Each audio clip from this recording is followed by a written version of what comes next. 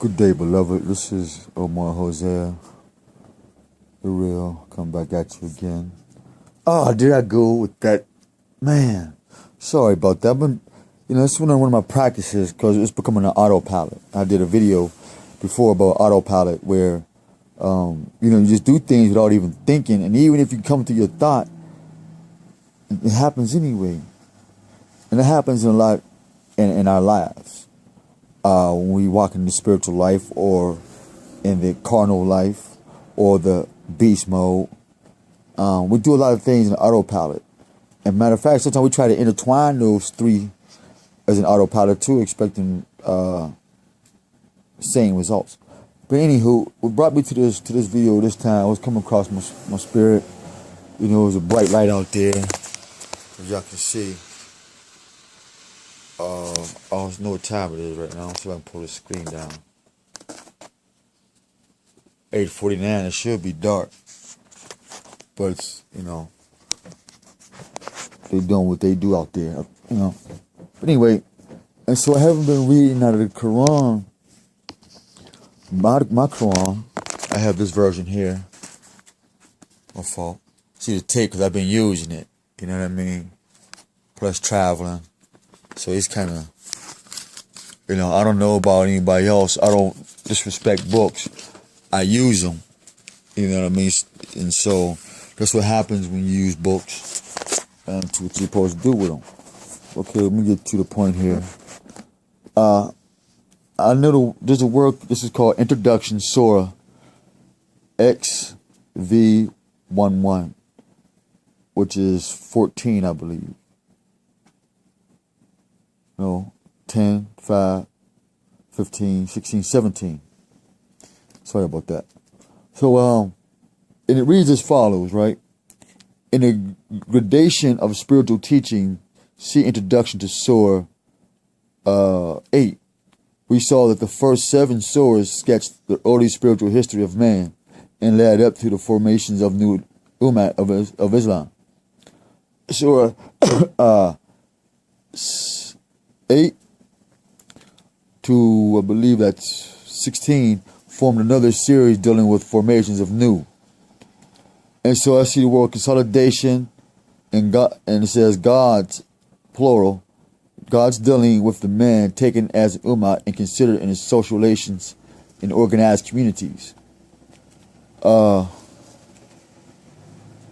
there's another one that says, let us now consider, in Surah 12, by itself, it opens the mystic vision of the ascension of the Holy Prophet and was transported from the sacred mosque of Mecca to the furthest mosque in Jerusalem. Now, why is more American thing capital and things, roots go into Mecca? And why is it that more American bloodline go through Shem, and Shem's blood is saturated in Jerusalem? It's in the book. And so now, if this is the prophet and all the prophets hung out in Mecca and Jerusalem, that pretty much let you know there's a community of us that goes there.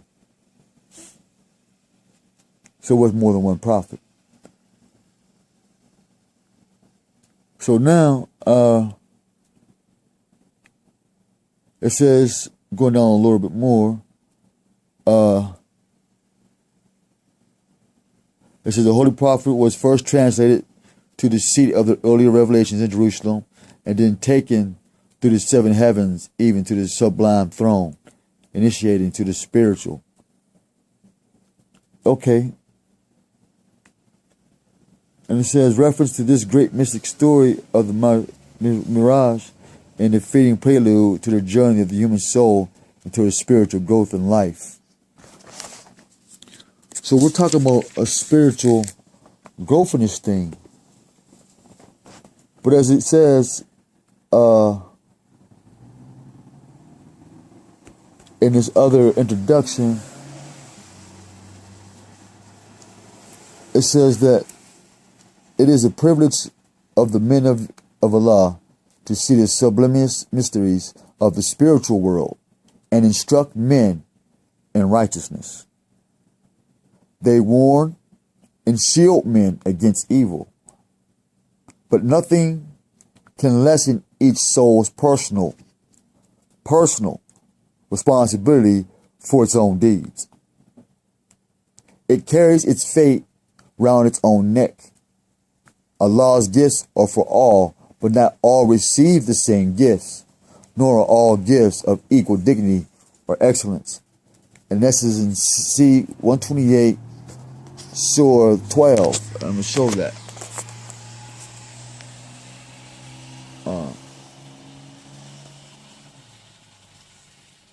See if you can read that or not.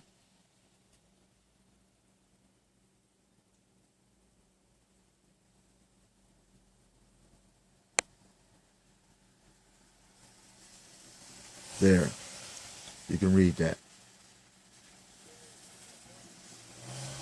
So, and you see, it's definitely my Quran.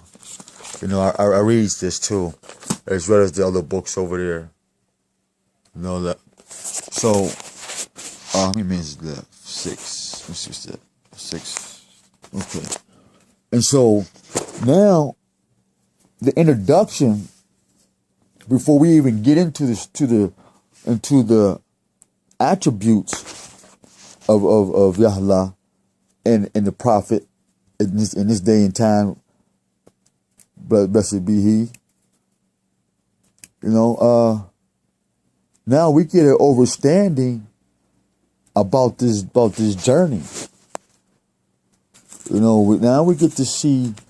Okay, now as he speaks, because now he's talking about this spiritual thing.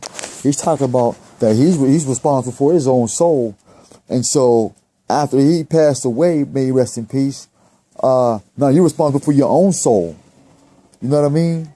So how Islam become divided up so much if it had not started out with a negative seed? Same thing with Christianity, negative seed. And so this spiritual truth and this personal responsibility of our own deeds says it carries its fate around its own neck. And then that's talking to me. And so it says, glory to Allah glory to Allah who did take his servant for a journey by night from the sacred mosque to the farthest mosque, whose precincts we did bless in order that we might show him some of our signs, for he is the one who heareth and seeth all things. We gave Moses the book and made it a guide. And I just want to leave it at that. You know, so why did they mention the prophet and Moses in this spiritual responsibility? So when you start dropping modern names and going back to the source, you'll find out that Moses and Muhammad is from the same Shemitic bloodline.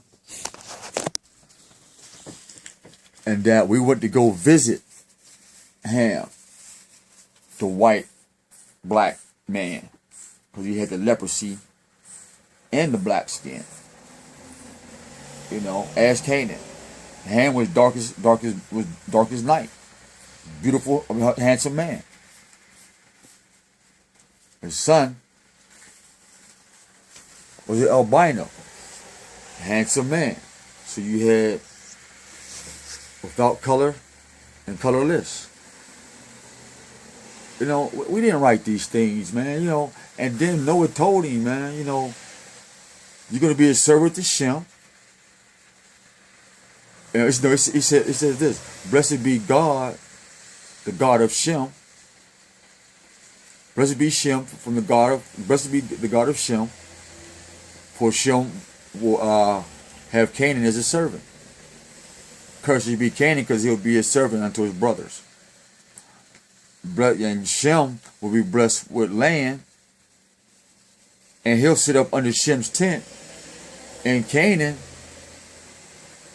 and his seed will serve them both, on land and in the tent. You read it in Psalms and Chronicles. Genesis, the Quran. Just read it because he mentioned Moses. You know, because Moses was a prophet. Muhammad was a prophet. Yeshua, what y'all call Isis. So, just something to think about, folks. You out here spreading the word like a snake. You know what I mean? Can't have that forked tongue. Peace.